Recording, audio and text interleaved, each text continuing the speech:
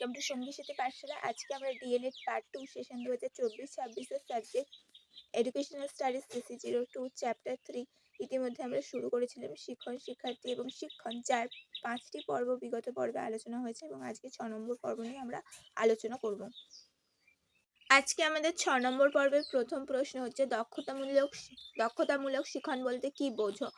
ব্লুমের বক্তব্য অনুযায়ী ব্যক্তির তৃতীয় ধরনের শিক্ষণ হলো দক্ষতামূলক শিক্ষণ। এই ধরনের শিক্ষণের মধ্যে অন্তর্ভুক্ত হলো চলন, পেশি সংক্রান্ত কার্যাবলী, জ্ঞানমূলক এবং অনুভূতিমূলক শিক্ষণের মতো দক্ষতা শিক্ষণও অপর দুটি শিক্ষণের সঙ্গে সংযুক্তভাবে কাজ করে। অর্থাৎ দক্ষতামূলক শিক্ষণ হলো এমন এক ধরনের শিক্ষণ প্রক্রিয়া যার মাধ্যমে শিক্ষার্থী কেবলমাত্র তাত্ত্বিক জ্ঞান অর্জন করে না, বরং সেই জ্ঞানকে বাস্তব জীবনে প্রয়োগ করার ক্ষমতা বা দক্ষতা, যাকে আমরা স্কিল বলি, তা অর্জন করে। দক্ষতামূলক শিক্ষণ বলতে সেই শিক্ষাকে বোঝায় যার মাধ্যমে শিক্ষার্থী নির্দিষ্ট কাজ সঠিক, কার্যকর ও দক্ষভাবে সম্পন্ন করার সক্ষমতা অর্জন করে। উদাহরণ হিসেবে বলা যায় যে সাইকেল চালানো, মোটর গাড়ি চালানো, তবলা বাজানো, টাইপ করা, কম্পিউটারের কাজ, স্কেচ করা, সেলাই বা রান্না শেখা, ভাষা সাবলীলভাবে ব্যবহার করা। আবার যদি আমরা শিক্ষক শিক্ষিকাদের ক্ষেত্রে বলি, তাদের ক্ষেত্রে পাঠ পরিকল্পনা তৈরি এবং শ্রেণীকক্ষে পাঠদান, এই সব কিছুই কিন্তু দক্ষতার মধ্যে পড়ছে। দক্ষতামূলক শিক্ষণের আরেকটি গুরুত্বপূর্ণ দিক হচ্ছে দক্ষতা। দক্ষতা বলতে কি বোঝো? দক্ষতা শব্দটির দ্বারা দ্রুততার সঙ্গে এবং নির্ভুলভাবে কোনো কাজ সম্পন্ন করাকে বোঝায়। ইন্দ্রিয়ের সক্রিয়তার ফলে শিশুর মধ্যে সংবেদন সৃষ্টি হয়। সেই সংবেদন মস্তিষ্কে পৌঁছালে মস্তিষ্ক তাকে পরিচালনা করে, যার ফলে সে সক্রিয় হয় এবং যখন এক বা একাধিক মস্তিষ্কের নির্দেশনা মাফিক সামঞ্জস্যপূর্ণ ও নির্ভুলভাবে কাজ করতে সক্ষম হয়, তখন ওই কাজটি দক্ষতার পরিচায়ক হয়। আমরা ছোট বাচ্চাদের ক্ষেত্রে যখন তারা দ্রুত ও সঠিকভাবে নিজের জামা পরতে পারা, চলাফেরা করতে পারা, ব্যাগ গোছাতে পারা, নিজের নিত্য প্রয়োজনীয় কার্যাবলী অতি সহজে করে ফেলতে পারে, তখন বলা যায় যে শিশুটি ওই কাজে দক্ষতা অর্জন করেছে বা ভালোভাবে শিখেছে। অর্থাৎ আমরা যখন কোনো একটি কাজ বা একাধিক কাজ অতি সহজে করে ফেলতে পারি, সেটাতে আমরা দক্ষ হয়ে উঠি। যেমন আমরা কোনো একটা কাজ বা লেখার কাজের সময় অন্য কারোর সাথে কথা বলতে পারি অতি সহজে, বা রান্না করতে করতে আমরা অন্য কোনো কাজে মনোযোগ দিতে পারি। এগুলো হচ্ছে আমাদের দক্ষতার ফল। পরের প্রশ্ন হচ্ছে দক্ষতার প্রকৃতি উল্লেখ করো বা দক্ষতার প্রকৃতি আলোচনা করো। দক্ষতার প্রকৃতিগুলি হলো: 1. প্রায় সব দক্ষতাতেই বারংবার শিক্ষণের ফলে কর্ম সম্পাদনে উৎকর্ষতা বৃদ্ধি করে। অর্থাৎ যে কাজটা আমরা বারবার করব, তবে সেই কাজটাতে আমরা দক্ষতা অর্জন করব। দক্ষতা অর্জনে শারীরিক বিকাশের প্রয়োজন হয়।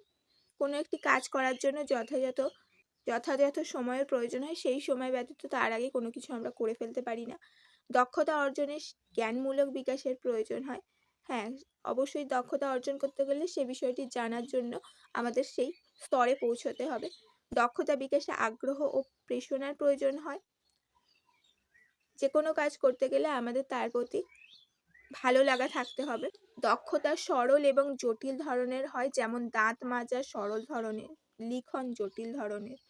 দক্ষতা যখন সক্রিয়তায় উপস্থিত হয়, তখন অভ্যাসে পরিণত হয়। যখন আমরা দক্ষতাকে অতি সহজে করে ফেলতে পারি, তখন সেটা আমাদের অভ্যাস হয়ে যায়।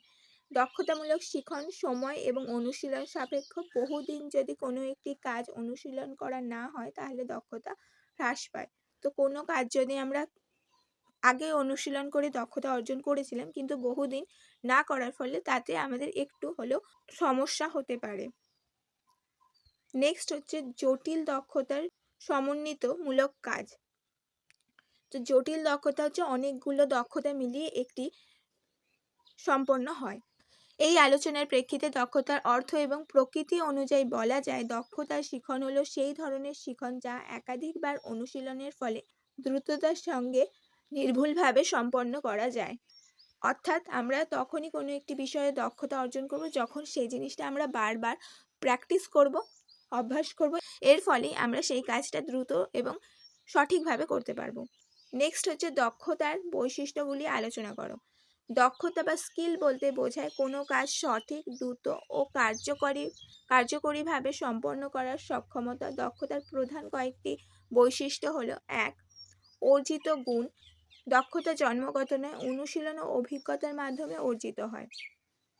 ২ হচ্ছে নির্দিষ্ট লক্ষ্যভিত্তিক। প্রতিটি দক্ষতার একটি নির্দিষ্ট উদ্দেশ্য বা লক্ষ্য থাকে। আমরা লেখা শিখি কেন? যাতে আমরা সুন্দর করে ভালোভাবে নিজেদের মনোভাব লেখার মাধ্যমে প্রকাশ করতে পারি। অনুশীলন নির্ভর। নিয়মিত চর্চা ও পুনরাবৃত্তির মাধ্যমে দক্ষতা উন্নত হয়। অর্থাৎ আমরা যখন ছোটবেলায় বাচ্চারা লেখা শেখায় তখন কিন্তু তারা একদিনেই সুন্দর করে লিখতে পারে না, বহুদিন ধরে তাকে অনুশীলন করতে হয়, তারপরে বারবার প্র্যাকটিসের পরে সে কাজটাতে ভালো হয়ে ওঠে। নৈপুণ্য ও নির্ভুলতা। দক্ষতার ক্ষেত্রে কাজটি কম ভুলে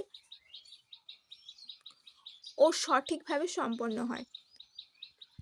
যখন সেই জিনিসটা আমাদের দক্ষতা অর্জন হবে তখন আমরা কম ভুল করব এবং সঠিকভাবে করে ফেলতে পারবো। দ্রুততা ও স্বাচ্ছন্দ্য। দক্ষ ব্যক্তি কম সময়ে এবং সহজভাবে কাজ করতে পারে। যেই বিষয়টাতে দক্ষতা অর্জন করবে সেই বিষয়টা অতি সহজে করে ফেলতে পারবে।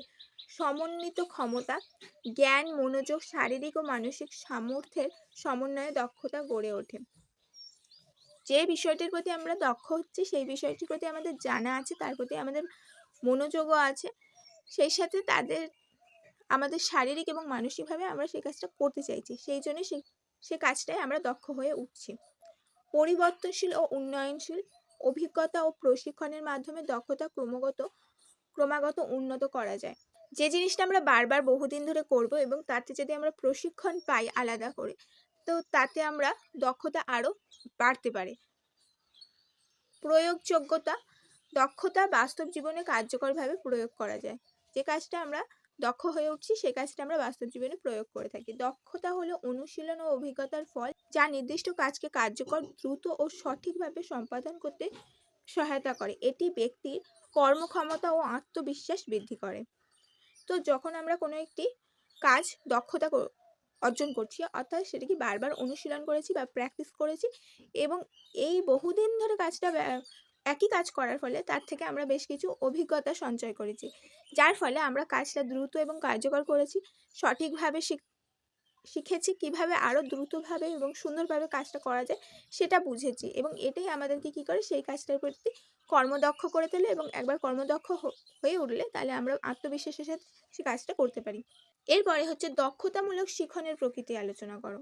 এতক্ষণ আমরা দক্ষতা জানলাম, এবার আমরা দক্ষতামূলক শিখন হচ্ছে এমন একটি শিখন প্রক্রিয়া যেখানে শিক্ষার্থী তাত্ত্বিক জ্ঞানের পাশাপাশি সেই জ্ঞানকে বাস্তবে প্রয়োগ করার ক্ষমতা অর্জন করে।